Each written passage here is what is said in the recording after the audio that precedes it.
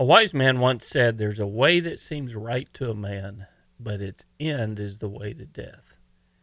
While this is true in life, this principle also applies to many aspects of riding a motorcycle. There are some things that we do on a motorcycle that actually make a bad situation worse. This week on MCrider, we'll talk about 3 of those riding mistakes that seem right, but actually cause us more problems.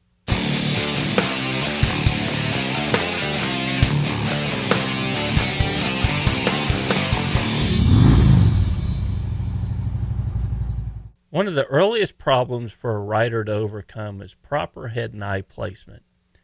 If you've taken the BRC, you've likely heard your instructor telling people, or yourself, keep your head and eyes up, or look through the corner, or look where you want to go.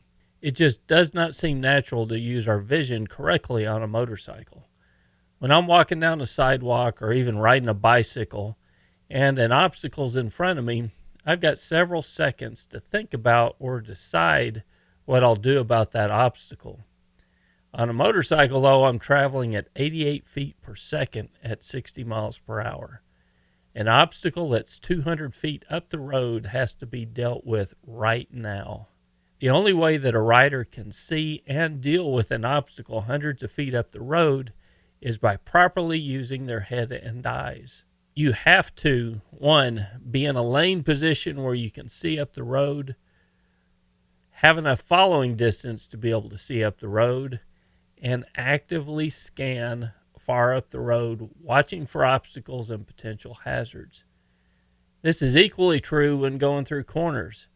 Not only will a motorcycle naturally go where you look, but by looking through the corner, you can see the problem in the corner before they become emergencies. Have you ever ridden a motorcycle on a dirt road? The first time you do this, it can be a little alarming. The motorcycle wiggles and adjusts, the handlebars seem like they have a mind of their own, and we have a very natural reaction to this: tension. We tighten up on the handlebars and we hold tightly to the grips as if what we're doing is causing the motorcycle to stay upright. Well, here's a little secret. A motorcycle can stay upright at road speed with or without us. We don't provide the balance of the motorcycle. We have 2 large gyroscopes underneath us that provide all the balance that the motorcycle needs. When we're on a dirt road, for instance, what we're feeling is the motorcycle making corrections and adjusting to stay upright. When we tense up and fight that natural movement of the motorcycle, we're making the situation worse. Sometimes we make it even worse when we grab a handful of brakes and bury the front tire further into the gravel.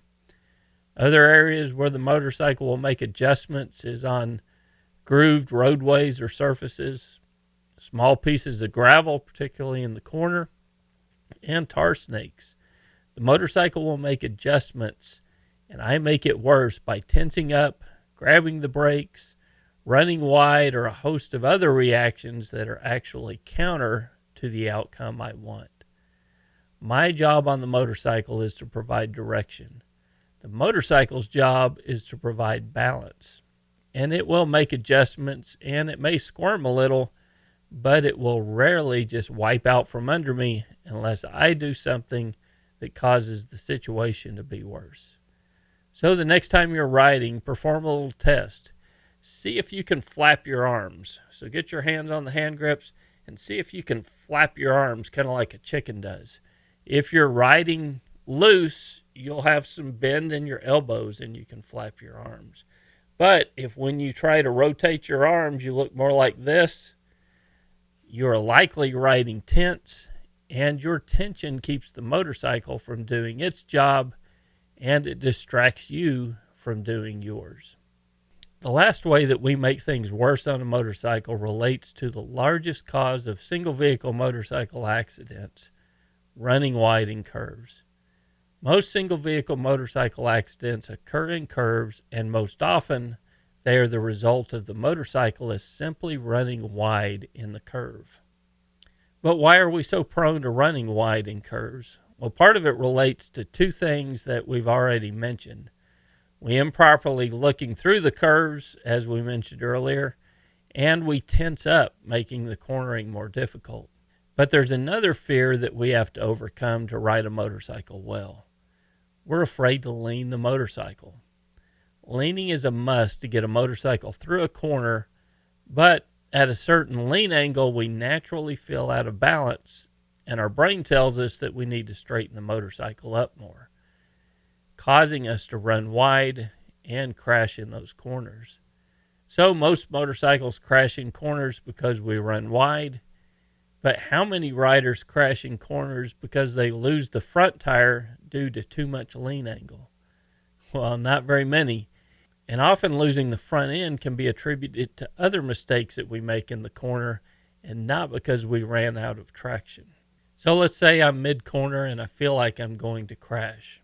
I have a few options. I can look through the corner and lean more. If I do lose the front end, I'll crash in a low side accident. I'm likely to fall just a foot or two because I'm leaning the motorcycle so far into the corner, and then I'll slide on the pavement with the motorcycle being out in front of me, or it's not a danger to me. Or I might even make it through the corner and come out totally unharmed because a motorcycle tire's got a whole lot more traction than we think it does. Or I can run wide and hit whatever ditch, car, road sign, or other obstacles are on the side of the road. Or I can panic brake, making the situation even worse, causing a high side crash where I'm launched over the handlebars of the motorcycle. You see, leaning the motorcycle more and using proper cornering technique offers me the most desirable outcome if I do crash, and gives me by far the best chance to get through the corner unharmed. So if you find yourself in this situation, my advice to you is look further through the corner and lean the motorcycle more by pressing on the hand grip. So how do you overcome these very normal reactions on a motorcycle? Well, there's two ways: knowledge and training. The more we understand about riding a motorcycle and the more we practice the correct techniques in a dedicated training class or an empty parking lot, the better position we will be in when we need it on the road. I have a field guide accessible to every supporter of this channel that has training exercises for you to develop the skills on any open parking lot.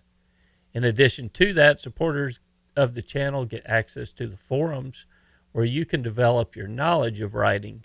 Combined on the forums, there are hundreds of years of motorcycling experience and knowledge from all of its members. You can get feedback, provide feedback, and make the sport of motorcycling not only safer for you, but for other riders as well.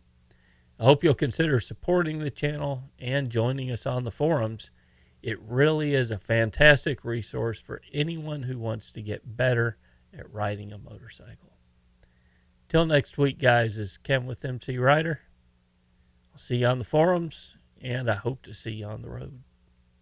There are multiple ways to support the channel. You can become a member on YouTube at mcrider.com/member, or support the channel through Patreon at mcrider.com/support. Either way, you'll get full access to the forum and the field guides, which will further the training that we release here on a weekly basis.